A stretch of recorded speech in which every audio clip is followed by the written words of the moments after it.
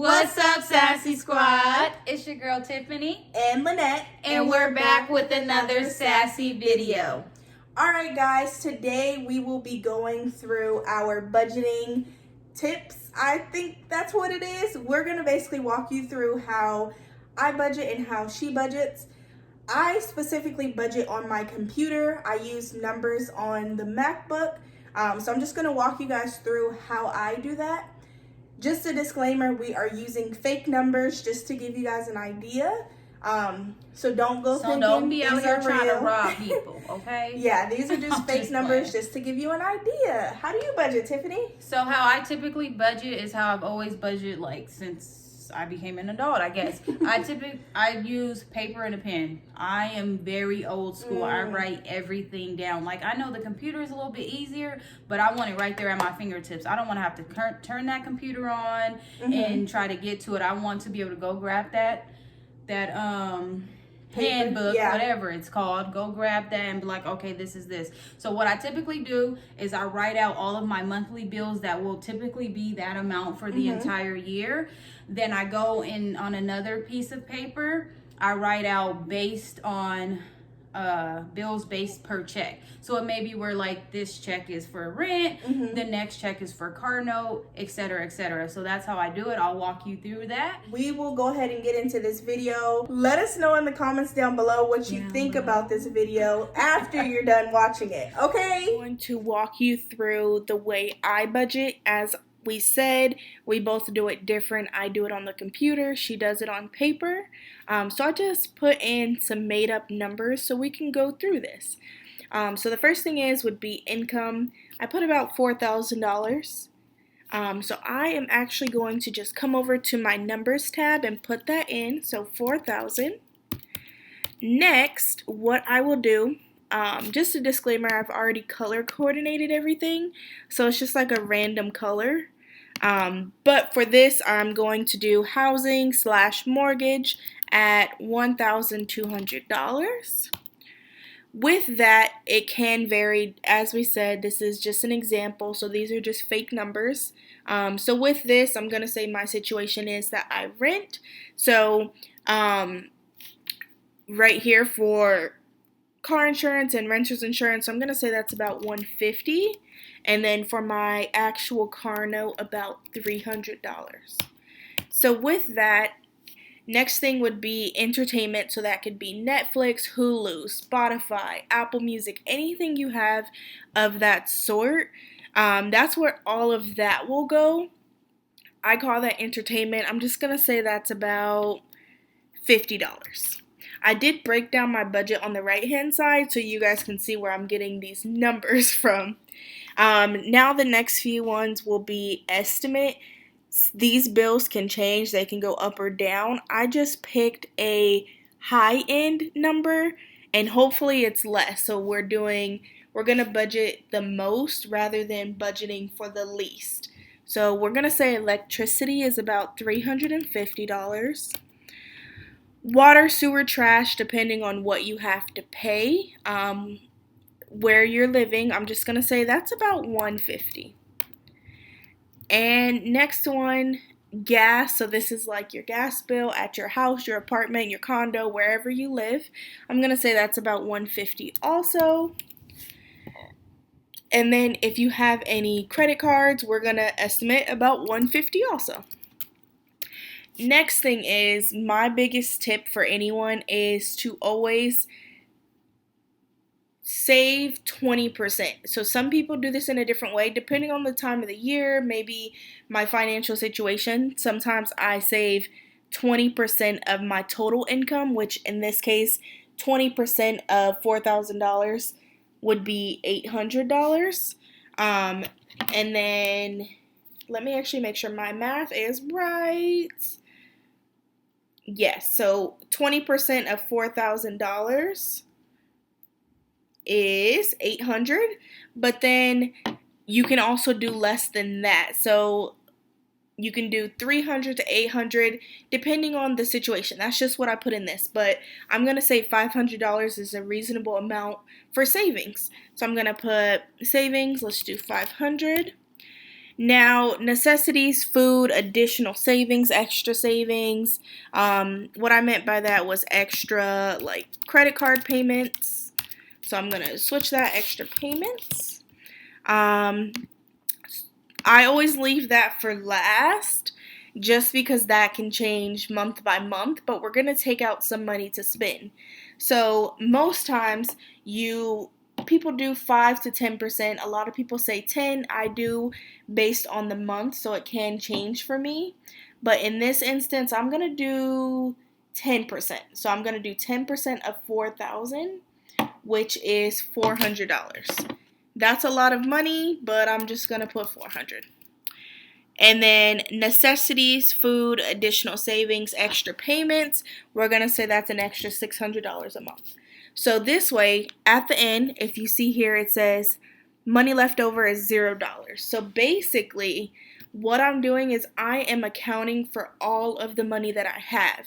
So I'm going to break down all of my bills, all of my estimates, all of my necessities, whether that's food, going out to eat, which that's not a necessity, but like, just miscellaneous fun things, going out to eat, going to a basketball game, or even putting gas in my car. Now, certain times of the year, as I said, these ones can change. They may be more and other times they may be less. So you'll have extra money to fluctuate there. And with that, we all need car maintenance or different things like that. You have that difference in the money that you just transfer that to your savings. At least that's what I do. So with this, we're just going to put over here, I said for what I want to do was 400, and then remaining left over, I said that was about 600 for all of their things. Now, this is the way that I budget. This is what I found to be most helpful for me. I used to do it on paper. I switched to doing it on the computer. It's just more helpful for me because I can go back in and switch the numbers. Maybe if I move and my rent changes, it just gives me flexibility to adjust everything. But this is how I do it. Let me know what you think in the comments down below. Hey Sassy Squad, it's your girl Tiffany.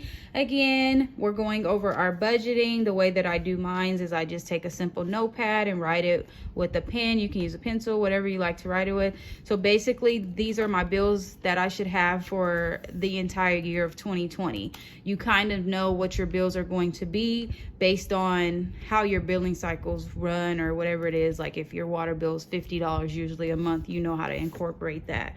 What I also have down here is bi-weekly amount that I would get after taxes and everything, monthly amount after taxes and everything are taken out. So you usually always want to put the most important on top. Obviously, usually rent is the most important. However, I just went ahead and put everything in order. So anything you have to pay out of your pocket for any month, you always want to make sure it's listed down below. My total cost per month that comes out of pocket, $4,403. Remaining after all bills are paid would be $597. That's money that can go towards anything like your tags, if you want to take trips, even if it's in the United States, or if you want to go out of the States, or it can be on whatever you like to spend it on. What I would suggest is add it to your savings account. If you end up needing it, at least you know it's there. Don't just go spending on stuff that you don't necessarily need. So after this is drawn up, it's usually drawn up at the beginning of the year because sometimes our bills change. Maybe we move or something like that. Then I start a fresh sheet of paper. I usually do like a little squiggly line. It's short, simple, and sweet. We'll start with May 29th and then jump to June 12th.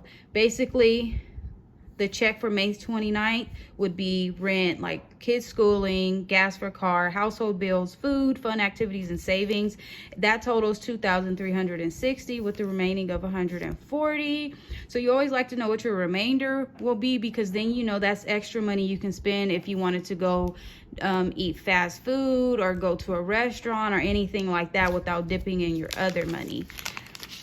Always make sure to put your savings away. Don't dip in your savings. The week of the 12th is car note, kids schooling, gas for car, cell phone, credit cards, food, household essentials, car insurance, fun activities, and again, savings. That totals $2,400. $43 with a remaining balance of $457. That's how I got the balance of $597 that you have left over after all of your bills are accounted for.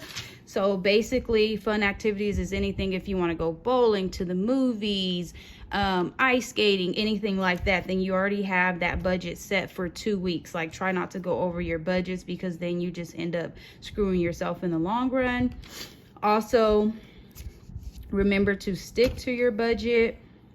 Sometimes what I do when there's a big difference between checks, so that it's not like a big whammy, like, oh my goodness, I don't have that much money on this check as I do the last check or the next check, I'll move some stuff over. Like, maybe I'll put my credit cards over here or my car insurance and then balance it out. How I typically determine which bills go on what check is based on their due date. So all of these would typically be due at the beginning of the month. So probably anything from like the 1st to the 15th, and anything over here would be like the 15th to the 30th to the 31st. Please comment down below if you think that this was essential to you, if it helped you with any pointers that you may be able to use on your budgeting. Also, if you have any ideas that I can incorporate, I'd be more than happy to hear those things, because I know there are better ways that I could do my budget, but because it's short, simple, and sweet, and it gets the job done, I just stick to this because it's really that simple. Budgeting is really only as hard as you make it. Don't forget to like, comment, and subscribe, and we'll see you later. Sassy Squad, thank you so much for watching this video. Don't forget to like, comment, and subscribe. I want to reiterate, comment down below. The reason I state that is because not everyone does their budgeting the same. As you've seen, I do it on paper, Lynette does it on the computer. Maybe you have a better alternative that we can do. Yeah. And with that, we'd like to hear any feedback, even if you have questions on a better way that you can do yours. Maybe it's nothing like what we do. We're always here to help. If you have any questions on anything, if it's in regards to this video on budgeting or anything outside of that, you can always reach out to us. Don't be afraid to do that. Yes, so just jumping on to what she was saying, if there are any videos out there that you think we would be good at doing, like, it would be interesting to watch, whether it's a how-to video, maybe it's like other ways to budget, maybe how to cook something, anything like that, or just challenges, or just something that you want to know. Maybe if you have a story that you're afraid to say yourself, but you want that story to get out there, we could even tell the story for you, as long as you give us the details. Yes. But don't forget to hit us up on social media. It is listed down below, as usual. But if you do like this video and you think this is helpful and it could possibly help someone else, go ahead, share it on social media. If you'd like, you can tag us. If you don't want to, you don't really have to. But if you think this is beneficial and it can help you or someone else, share the video. Put it across social media, and we can see how people feel about it. But that wraps up this video, guys. It was great talking to you, and we'll see you next time. Don't forget to like, comment, and subscribe down below. Okay, bye.